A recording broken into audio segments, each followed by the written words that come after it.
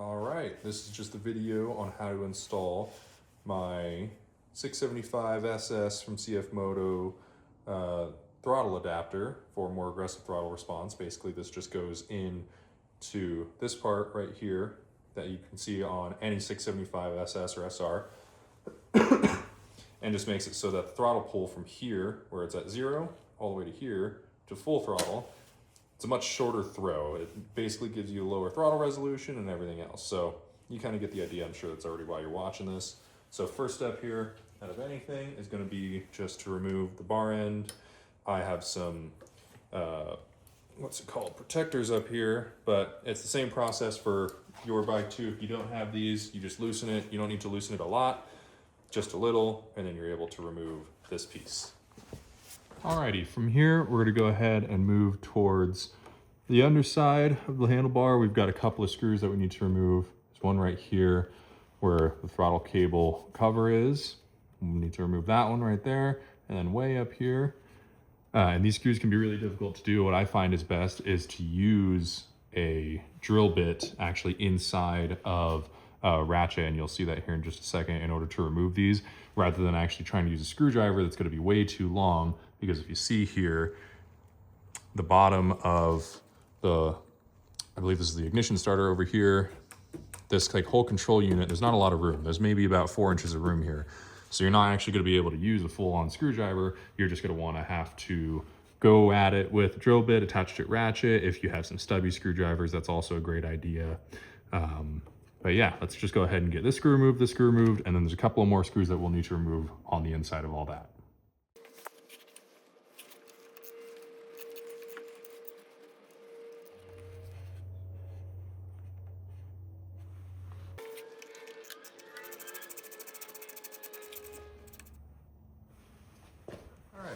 Now with those 2 screws removed, we can go ahead and start separating some parts that we don't need to be here.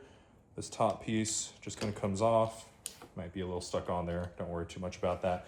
And when you're taking that off, do be careful not to try and yank it off. You can kind of see right here, this is the upper throttle cable. And in order to actually remove that, we're gonna need to get this bottom piece off. Now this bottom piece is held on by 2 screws here underneath the actual control panel here for your ignition starter and your hazards and whatnot. So we're gonna need to now remove this bottom piece of that cluster of buttons. Now, this does not move very far. You're gonna have to kind of shimmy it. Be careful, you're not cracking anything, don't worry.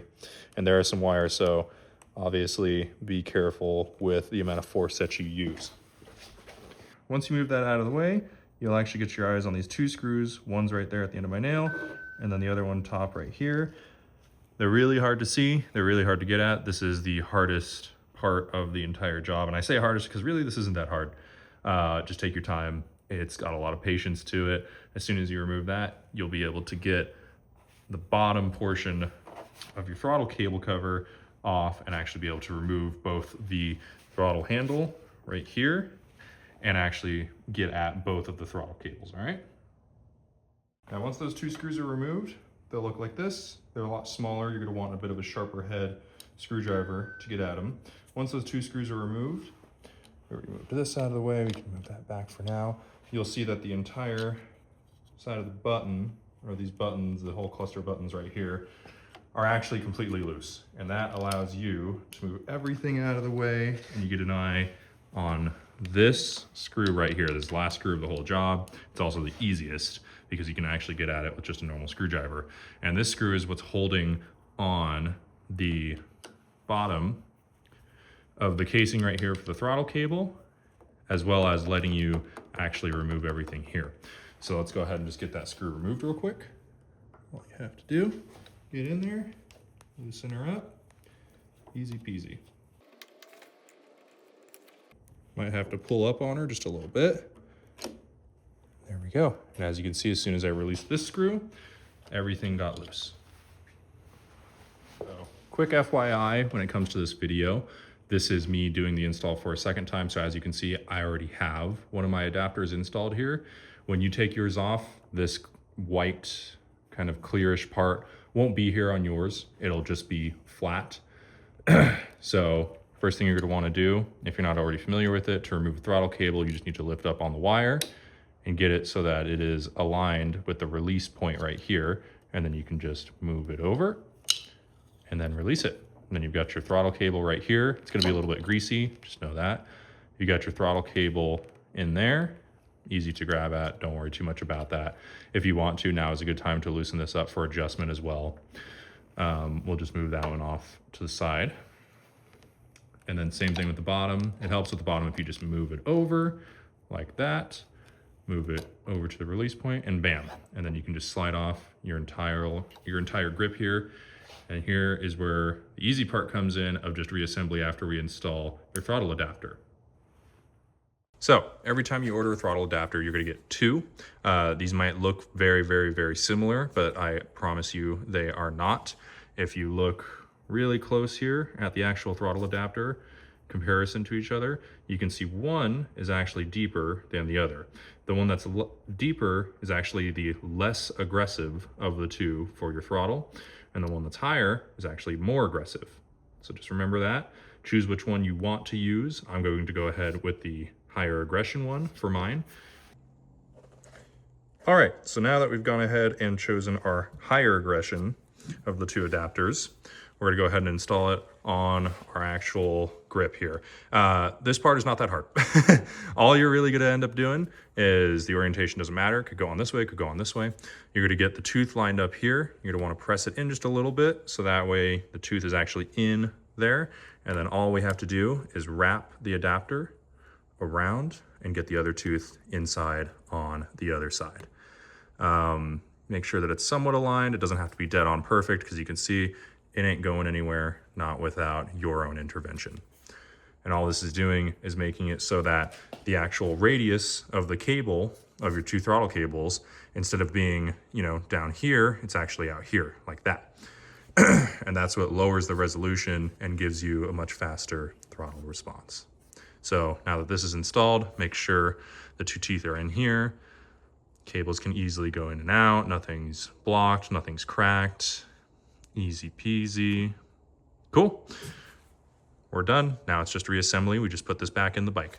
So reassembly, first things first, obviously, put that right back on. Don't put it on all the way because we're gonna need to be able to reconnect these cables, right? So in reality, this thing actually sits a little bit more like that, but in order to get the cables reconnected, we're gonna go ahead and put her in kind of upside down almost.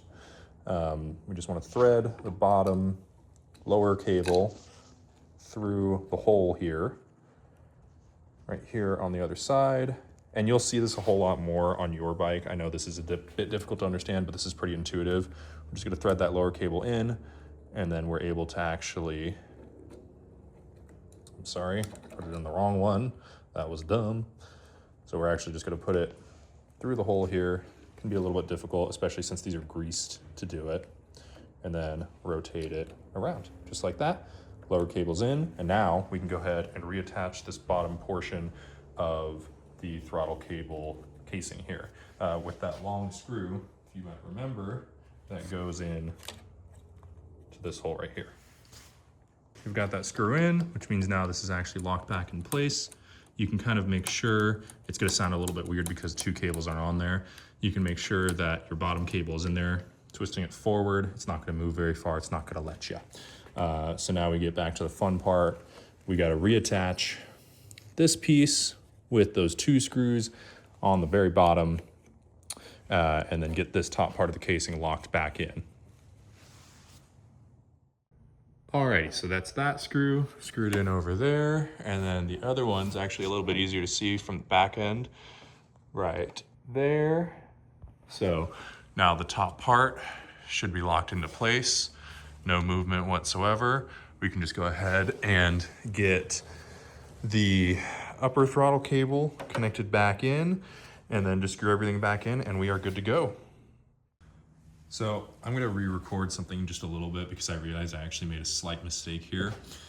Before this top casing gets put on, it actually might be easier for you to install the upper throttle connector right here into the actual throttle like position here, like where it should officially be, just because there's not a lot of room in between.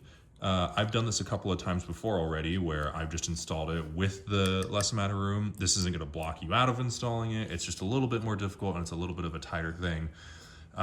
So the order that I'm showing it here, while it isn't necessarily the totally correct order, you don't have to worry about it being incorrect and you having to unscrew those two very difficult screws. So I'm just going to go ahead and get the upper cable connected right now.